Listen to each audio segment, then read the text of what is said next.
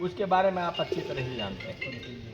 ये सरकार कभी भी किसान हितैषी नहीं रही। इस सरकार का अगर कारनामे देखने हैं तो शुरू से किसान आंदोलन को देख लें आप।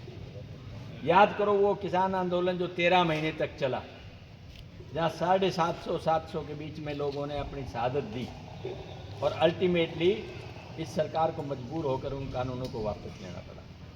ये सरकार कभी भी किसान हितैषी नहीं रही।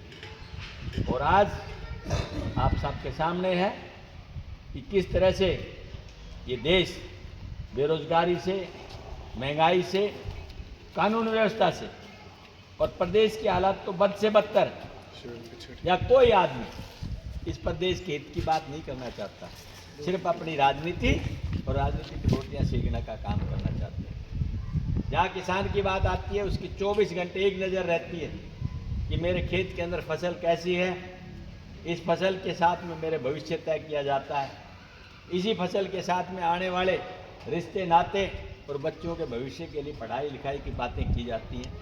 और जब उस किसान के साथ ये धोखा हो कि उसके बीमे की राशि लेकर के बीमा पूरा ना किया जाए, ज़मीन लेकर के मुआवजा ना दिया जाए, फसल नष्ट हो जाए उसका मुआवजा ना दिया जाए, आप मुझे बताइए किसान के पास अपने आंदोलन के अलावा और कौन सा रास्ता है। और ये इलाका मैं समझता हूँ कि पूरे हिंदुस्तान जानता है कि बारडा की धरा वो संघर्ष की धरा है।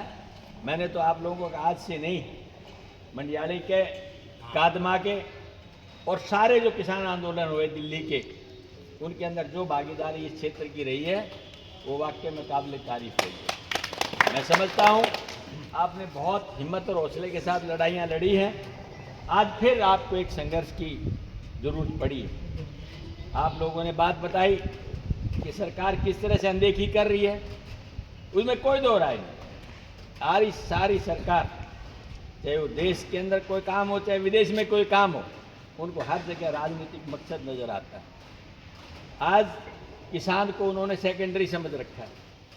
किसान कितनी मेहनत से धरती का सीना चीर के अनाज पैदा करता है और भूखे का पेट भरता है, अपने पसीने से सींच करके अनाज पैदा करता है, लेकिन जब उसको भाव की बात आती है तो संघर्ष करना पड़ता है। जब फसल नष्ट हो जाए, बीमे की बात आती है तो आंदोलन करना पड़ता है, और जब उसे ज़मीन ले ली जाती है तो उसके लिए अपने ज़मीन के मुआवजे के लिए संघर्ष करना पड़ता है।